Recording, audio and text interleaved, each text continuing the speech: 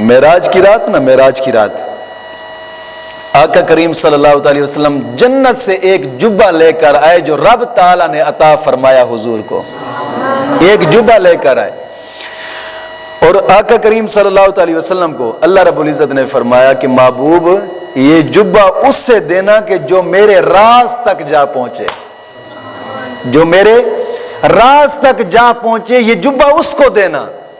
آپ آئے، جب جبہ معراج سے واپس آئے تو حضرت ابوبکر صدیق رضی اللہ تعالیٰ عنہ آپ پوچھنے لگے حضور یہ جبہ مجھے دے دیں،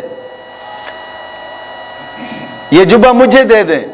حضور نے پوچھا ابوبکر کیا کرے گا؟ حضور میں اس کے ساتھ جہاد کروں گا۔ حضور نے فرمایا تو بھی رب کے راز تک نہیں پہنچا، تو بھی رب کے راز تک نہیں پہنچا۔ عمر نے عرض کی یا رسول اللہ یہ جبہ مجھے دیں۔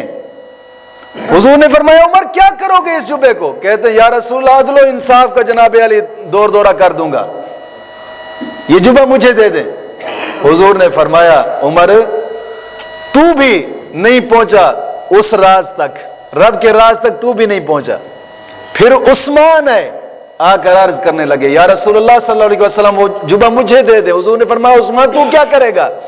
عثمان عرض کرتے ہیں یا رسول اللہ صلی اللہ علیہ وسلم میں حیا کو عام کر دوں گا، حیا اور سخاوت کو دنیا میں عام کر دوں گا۔ حضور نے فرمایا عثمان تو بھی اس راز تک نہیں پہنچا۔ پھر علی ہے، حضور یہ جبہ مجھے دے دیں۔ حضور نے فرمایا علی تو کیا کرے گا؟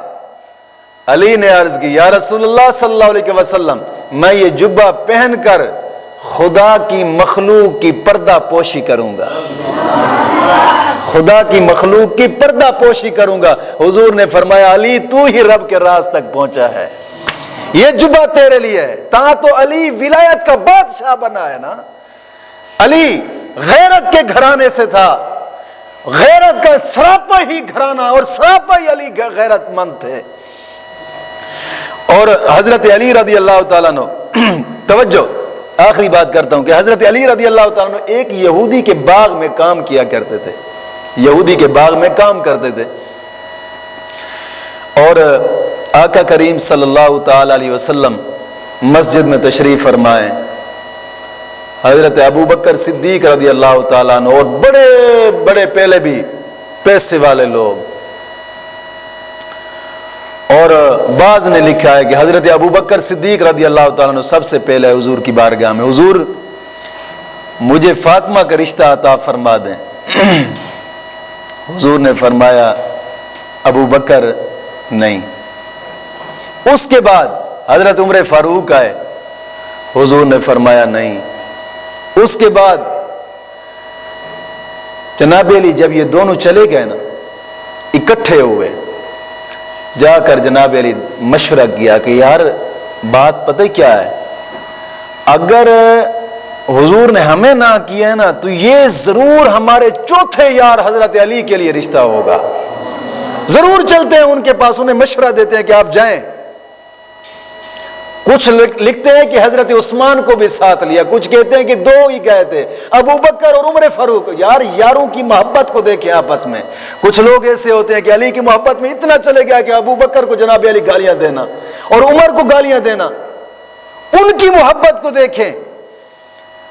جناب علی دونوں حضرت ابوبکر صدیق اور حضرت عمر فاروق رضی اللہ تعالیٰ عنہ دونوں ملے چلے، تو ایک یہودی کا باغ تھا جہاں حضرت علی رضی اللہ تعالیٰ عنہ لکھتے ہیں کہ وہاں باغ میں کام کیا کرتے تھے، اور کماتے کیا تھے، کھجوریں لے کر آئے، گزارا کیا اپنے کھانے پینے کی، اور جو بچ گئی وہ رب کے راستے پہ صدقہ کر دیا ہے۔ یہ علی کے رسم و رواج تھا ہمیشہ کے لیے۔ گئے ملے حضرت علی کو، تو حضرت علی کو بتایا بھی اور آگے سبق بھی پڑھا کر بھیجا کہ آپ جائیں تو حضور کی بارگاہ میں یہ سوال کرنا رشتہ کے بارے میں۔ حضرت علی رضی اللہ تعالیٰ عنہ آئے تو حضور کی بارگاہ میں خاموش ہو کر بیٹھ گئے، خاموش ہو کر بیٹھ گئے۔ حضور نے پوچھا علی خیر کیسے آئے ہو؟ آپ خاموش بیٹھے ہیں۔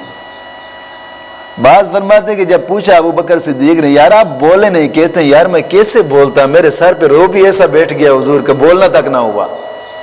آپ خاموش، دوسری مرتبہ حضور نے پوچھا آپ خاموش رہے، تیسری مرتبہ پھر آقا کریم صلی اللہ علیہ وسلم نے فرمایا کہ علی، مجھے میرے رب نے حکم فرمایا ہے کہ فاطمہ کا رشتہ علی سے کرنا، محبوب فاطمہ کا رشتہ علی سے کرنا، اس لیے پہلے وہ مانگنے آئے تو میں نے نہ کر دی، یہ حق علی کا تھا۔ تو دوست بات یہ ہے کہ وہ ایسے پاک لوگ، ان پاک لوگوں کا نام بھی پاک زبان سے لینا یہ ادب والوں کا شعار ہے اور ادب والوں کا طریقہ ہے۔ حضرت علی رضی اللہ تعالیٰ عنہ یہ وہ ہستی ہیں کہ جو آقا کریم صلی اللہ تعالیٰ علیہ وسلم کی بارگاہ میں ہمیشہ کے لیے حضور کی تربیت میں ہی رہے، ان کا بچپن ہی حضور کی تربیت میں ہی گزرا۔ مولا کریم دین متین کی سمجھ عطا فرمائے۔ وما علینا الا البلاغ المبین۔